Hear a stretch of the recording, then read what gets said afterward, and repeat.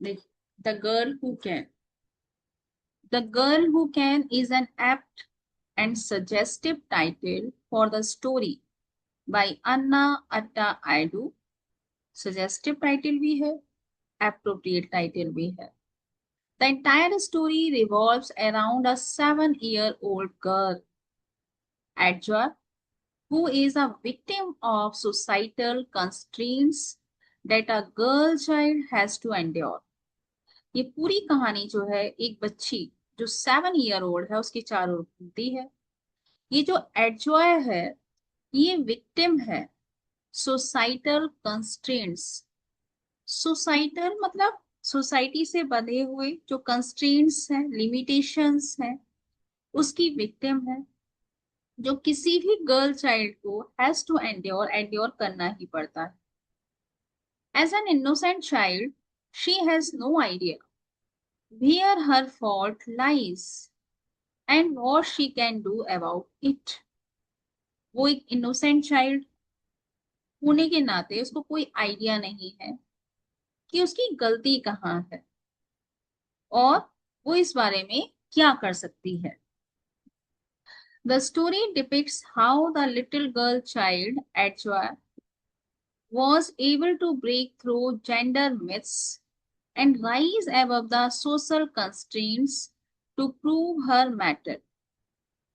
ये story depict करती है, डिस्क्राइब करती है कि कैसे लिटिल गर्ल चाइल्ड, ये छोटी सी बच्ची एडजो एविल इस लायक हुई थी कि इसने ब्रेक थ्रू किए जो जेंडर मिथ्स थे और ये राइज हो पाई जो सोशल कंस्ट्रेंट्स थे उससे परे. टू प्रूव हर मैटर, अपने मैटर को, अपनी पोटेंशियलिटी को, अपनी एबिलिटी को प्रूव करने के लिए. इनफैक्ट वास्तव में थ्रू द कैरेक्टर ऑफ एडजो की कैरेक्टर के द्वारा and by making her the narrative voice in the story, और एडजो को इस स्टोरी में एक नैरेटिव वॉइस या वही नैरेट कर रही है स्टोरी, इस टाइप से दिखाया गया है. The author has tried to make her the voice of every girl child and every woman. Author ने यहाँ कोशिश की है कि वो इसकी आवाज को हर एक गर्ल चाइल्ड की आवाज बनाए, हर एक वुमन की आवाज बनाए. That is stifled and is imprisoned within the imaginary boundaries that define womanhood. हर एक गर्ल जो अपने आप को स्टिफल्ड महसूस करती है, कन्फाइंड महसूस करती है या केस्ड महसूस करती है उन इमेजिनरी बाउंड्रीज के बीच में, जो इमेजिनरी बाउंड्रीज डिफाइन करती हैं वुमनहुड को. अब ये इमेजिनरी बाउंड्रीज क्या है, आपने वो भी पढ़ा है द वर्क ऑफ आर्टिफाइस. तो ये इमेजिनरी बाउंड्रीज क्या है, जिन बाउंड्रीज को हमने एक तरीके से फैक्ट मान लिया है कि अगर इन बाउंड्रीज में है तो आप वुमन है. तो ये इमेजिनरी बाउंड्रीज क्या है, ये स्टोरी तो आपने पढ़ी नहीं है, इस स्टोरी के अकॉर्डिंग तो मत लीजिए. वैसे जनरली क्या है इमेजिनरी बाउंड्रीज, ये समझे ये वाली बात. क्यों भाई मायरा, क्या है इमेजिनरी बाउंड्रीज जो ये डिक्लेयर करती हैं कि आप एक वुमन है.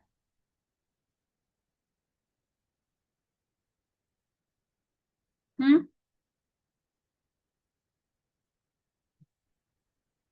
आरोही, क्या है इमेजिनरी बाउंड्रीज. हम जैसे अभी भी बहुत सारे लोगों को, लड़कियों को बाहर नहीं भेजा जाता है, वो ऐसे घूम नहीं सकती हैं। हम्म. Means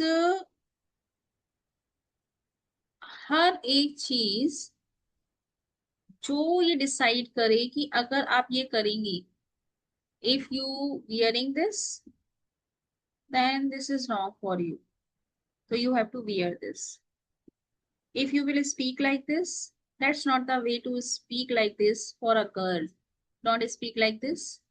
If you will follow the instruction, then you are a girl, you are a woman. If we are not allowing you to do this, to go outside, to go out of somewhere, and if you are following this, then you are a woman. If you delicate, beautiful, then you are a woman. If you outside, you not delicate, not beautiful, then in some other way, you are treated. तो ये imaginary boundaries हैं जो हर एक girl understand करती है, ये होती ही है। इतने से लेकर इतनी सबके साथ है सबके साथ। अब अपनी पोटेंशियलिटी प्रूव करने के लिए इन बाउंड्रीज से बाहर आना पड़ता है, जो यहाँ पर एडजॉय के द्वारा दिखाया गया है कि भाई अगर आपको अपनी पोटेंशियलिटी दिखानी है तो आप बाउंड्रीज के बीच में नहीं दिखा पाएंगे, है ना। तो वो इस कहानी में आपको दिखाया जा रहा है। इन द स्टोरी, इस स्टोरी में the girl who can, it is not only the protagonist Adjoa who breaks the stereotypes, but also her grandmother and mother undergo a change in their perception about the traditional gender myths propagated by patriarchy and wholeheartedly support Adjoy in her endeavors. अब इस story में ना केवल हमारी जो main character है एडजॉय, वही stereotypes को ब्रेक्स नहीं करती, बल्कि जो उनकी ग्रैंड मदर है, जो उनकी मदर है, एडजॉय की जो मदर है और ग्रैंड मदर है, उनके परसेप्शन में भी एक चेंज आता है। उनका परसेप्शन कहाँ से बंधा हुआ है? Traditional gender myths. ट्रेडिशनली उनके मन में बिलीफ सिस्टम है कि लेडी को दिस टाइप बिहेव करना चाहिए, जेंट्स को दिस टाइप बिहेव करना चाहिए। और वो प्रोपागेटेड कहाँ से है? वो कहाँ से उनके अंदर निजात हुई ये traditional gender myths? Because our society is और was also male dominated society. तो इस सोसाइटी के द्वारा उनके अंदर जो ट्रेडिशनल जेंडर मिस थे, उन परसेप्शन में भी चेंज आया। और दोनों ही ग्रैंड मदर भी और मदर भी, दोनों ही होल हार्टेडली सपोर्ट करती हैं एडजॉय को इन हर एफर्ट्स, इन हर अचीवमेंट्स। एडजॉय जिस टाइप से अपने एफर्ट्स लगा रही है और एफर्ट्स को सक्सेसफुली अचीव भी रही है, उसमें इनको सपोर्ट करती है। Adjoa struggles in her family comprising her grandmother and mother to understand the hypocrisy of the grown-ups. एडजॉय जो है वो स्ट्रगल करती है अपनी फैमिली में। उसकी फैमिली में दो मेंबर हैं, एक उसकी दादी है, एक उसकी मदर है। और वो समझ पाने में स्ट्रगल हो रहा है उसको कि ग्रोन अप्स इतने हिपोक्रेट क्यों हैं, इतना डबल फेस्ड क्यों है, डिसगाइज्ड क्यों है, क्यों इनके चेहरे पे कुछ और अंदर कुछ रहता है। This is because she is not allowed to express herself by her authoritarian grandmother, who serves as an agent of patriarchy. यही कारण है कि एडजॉय को मौका ही नहीं मिलता कि वो अपने आप को एक्सप्रेस कर सके, क्योंकि उसकी जो ग्रैंड मदर है उनकी फुल अथॉरिटी है होल फैमिली पर। जो ग्रैंड मदर ने कह दिया वो कह दिया। ग्रैंड मदर घर में पैट्रियार्ची, पैट्रियार्ची मतलब जो मेल डोमिनेटेड होता है, तो यहाँ पर फीमेल मैट्रियार्ची आना चाहिए। मेल डोमिनेटेड, फीमेल डोमिनेटेड की तरह एक हेड की तरह घर में सर्व करती हुई नजर आ रही हैं, इनके आगे किसी की नहीं चलती है। Adjo is asked either to remain silent and not to repeat certain things, or is ridiculed by constant laughing by her grandmother and community members. एडजो से कहा जाता है या तो बेटा तुम साइलेंट रहो, या फिर जो तुम चीजें बोलती रहती हो उनको बोलना बंद कर दो। सर्टेन थिंग्स, जो निश्चित कुछ चीजें हैं, इस बारे में तुमको बात नहीं करनी। या फिर तुम्हारा मजाक उड़ेगा ही उड़ेगा, सब लोग तुम्हें कंस्टेंटली लाफ करेंगे, ग्रैंड मदर भी और ग्रैंड मदर से जुड़ी हुई जो अदर महिलाएं हैं वो भी तुमको देखकर हंसेंगी। तो ये तीन बातें कहकर एडजॉय को शांत कर दिया गया है कि बेटा आपको मुंह से आवाज नहीं निकालनी है। Even Edjoy's mother, who is blamed for choosing a wrong husband and giving birth to a girl with spindly legs, is not allowed to assert her opinion. एडजो की जो मदर है, जिन पर ये ब्लेम लगाया जाता है कि भाई उन्होंने एक गलत हस्बैंड चूज किए थे और गलत हस्बैंड चूज करने की वजह से एक ऐसी गर्ल को जन्म दिया जिसके लेग्स जो है वो स्पिंडी है, बहुत ही लॉन्ग एंड थिन है। तो अब एडजो की मदर के लिए भी कोई परमिशन नहीं है कि वो असर्ट करें, वो दमदार तरीके से अपने ओपिनियन को रखें। वो तभी आवाज में तो बोल सकती हैं, लेकिन वो अपना ओपिनियन नहीं रख सकती क्योंकि उन्होंने गलत डिसीजन लिए हैं पास्ट में। दस इस तरह से through the characters of Adjoa and her mother, Adjoa और उनके मदर के कैरेक्टर्स के द्वारा the author is trying to express, author यहाँ पर एक्सप्रेस कर रहा है that those women who do not fit neatly into the socially prescribed roles are deliberately silenced and pushed to the margins। इसको underline कर लीजिए, आप अपने आंसर्स में यूज भी कीजिएगा।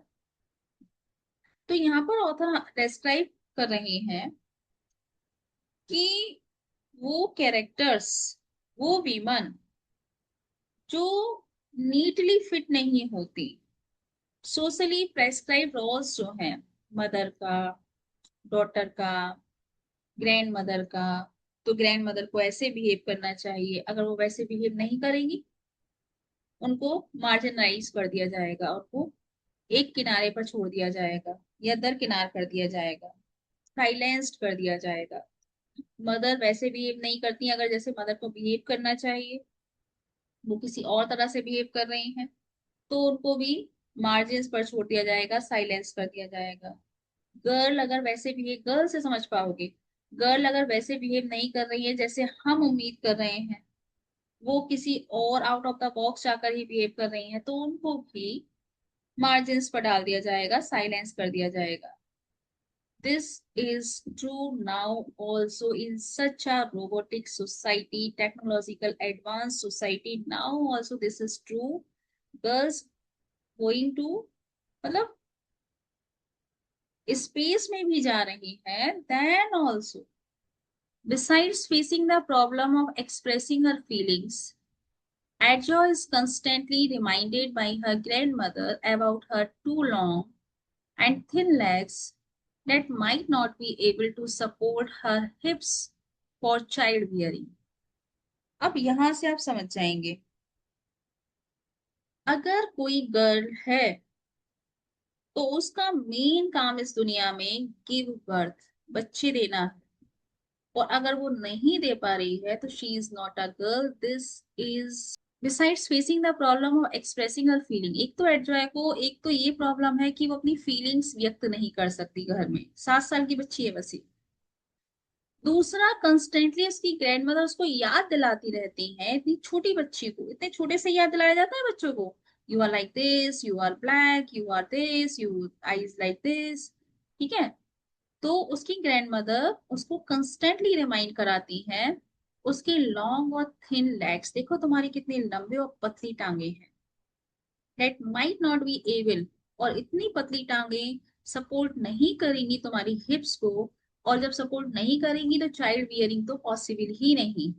This is the perception of grand mother कि एक गर्ल को इस चीज के लिए अगर वो लायक नहीं है तो क्या करेगी वो इस दुनिया में जीकर। For the grandmother, women have no identity other than their gendered identity as mothers and daughters। Grandmother के लिए वीमन की कोई आइडेंटिटी नहीं है अदर देन जेंडर्ड आइडेंटिटी, उनकी सिर्फ एक जेंडर्ड आइडेंटिटी है, एक मदर और डॉटर्स के रोल, मदर्स है, डॉटर्स है, इस बस यही है। मतलब या तो आपको मदर्स होना चाहिए, ग्रैंड मदर होना चाहिए, वाइफ होना चाहिए, सिस्टर होना चाहिए, डॉटर्स होना चाहिए, आपको रनर नहीं होना चाहिए, आपको पेंटर नहीं होना चाहिए, आपको सिंगर नहीं होना चाहिए, आपको स्पीकर नहीं होना चाहिए, एजुकेटर नहीं होना चाहिए। आपके ये सारे रोल्स हैं, ये आप ये निभाने चाहिए। मदर बन जाइए, डॉटर बन जाइए, सिस्टर बन जाइए, वाइफ बन जाइए। ये सारे रोल हैं आपके, according to grandmother. She remains worried that Adjoa's very existence would be a failure if she would not be able to become a mother in future because of her thin legs। वो बहुत worried है कि भाई एडजॉय का जो very existence है, जो इस टाइम उसका जो अस्तित्व है, वो फेलियर है, गलत पैदा हो गई, क्योंकि वो फ्यूचर में मदर बन ही नहीं सकती अपने थिन लेग्स की वजह से। एज अ रिजल्ट, रिजल्ट क्या निकलता है? 1 मिनट। हेलो। हाँ जी।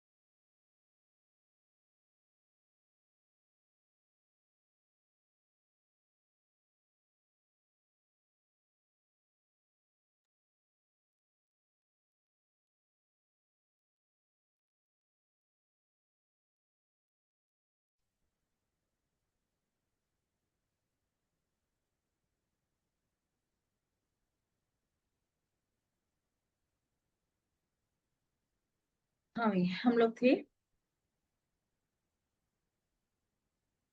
As a result, Nana allows Adjoa to go to school. आज उन्होंने देखा ये इस लायक तो है नहीं, तो उन्होंने कहा कि कुछ नहीं तो घर में बैठी क्या करेगी, स्कूल के लिए अलाउ कर दिया। A waste of time by her standards. नाना मतलब ग्रैंड मदर के अकॉर्डिंग स्कूल जाना वेस्ट ऑफ टाइम है। तो वैसे भी घर में बैठकर कौन सा यूजफुल टाइम ये कुछ देने वाली है हम, तो वेस्ट ऑफ टाइम ही करो जा। ठीक है, स्कूल जाने का पर्पस पढ़ा लिखा कर बड़ा बनाना नहीं है, कम से कम घर में टाइम कट रहा है तो वहां जाके वेस्ट कर लो, ये है। But Azure, who does not understand the word of grown-ups, understands that her legs are legs that look like legs and are like the ones her friends have. Azure grown-ups की दुनिया को तो नहीं समझ पाती है, लेकिन कम से कम वो इतना समझ पाती है कि उसके लेग्स लेग्स की तरह हैं, लेग्स की तरह दिखते हैं, and are like the one, उसके लेग्स बिल्कुल वैसे ही हैं जैसे उसके फ्रेंड के हैं। She even recognizes the fact that her legs are better than those who complain about walking a distance of 5 kilometers to the school, as walking those kilometers do not make any difference to her। क्या बात कही है। वो ये भी recognise करती है कि उसके जो लेग्स हैं उन लोगों से तो बेटर है जो लोग हमेशा कंप्लेन करते हैं कि हमें 5 किलोमीटर चलकर स्कूल जाना होता है, जबकि एक्चुअल जब इन किलोमीटर्स को कवर करती है तो उसे कोई डिफरेंस नजर नहीं आता, उसके लिए तो ओके है 5 किलोमीटर पैदल चलना। Perhaps it is this understanding, शायद यही एक अंडरस्टैंडिंग है, दो सबकॉन्शियस, यद्यपि अंडरस्टैंडिंग सबकॉन्शियस माइंड में चल रही हो, दैट मेक्स हर पार्टिसिपेट। यही अंडरस्टैंडिंग उसको मजबूर करती है कि वो पार्टिसिपेट करे इन running competitions with her classmates. Finally, when Adjo is selected to participate in the district sports meet, she informs her family. Finally, जब एडजो सेलेक्ट हो जाती है डिस्ट्रिक्ट स्पोर्ट्स मीट में पार्टिसिपेट करने के लिए, शी इन्फॉर्म्स हर फैमिली, वो अपनी फैमिली को इन्फॉर्म करती है, brings about a drastic change in the attitude of her grand mother. जो उनकी ग्रैंड मदर में एक ड्रास्टिक चेंज भी लेकर आते हैं। She not only washes and irons at Jo's uniform, grand mother ना केवल एटो की यूनिफॉर्म को आयरन या वॉशेज ही नहीं करती, but also accompanies her to the town, बल्कि वो उसके साथ टाउन भी जाती हैं for the district level sports meet के लिए। She even tacitly admires Adjoa's legs, मतलब वो अदर वे में एडजो के लैक को एडमायर भी करती हैं ड्यूरिंग द कॉम्पिटिशन, और रिकॉग्नाइज करती हैं उसकी बर्थ को। व्हेन एडजॉय फाइनली विंस, जब एडजॉय फाइनली विन करती है।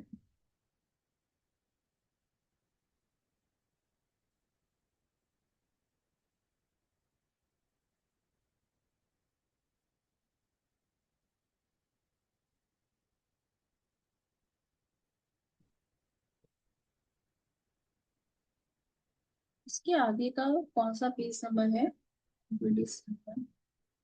128 पेज नंबर। मिस हुआ है क्या कहीं मुझसे? 128 भेजो बेटा।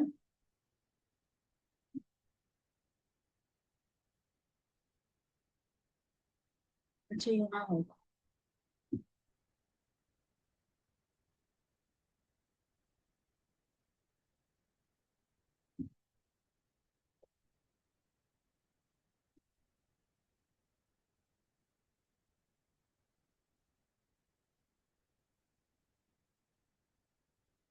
तो 128 कहाँ है पेज नंबर?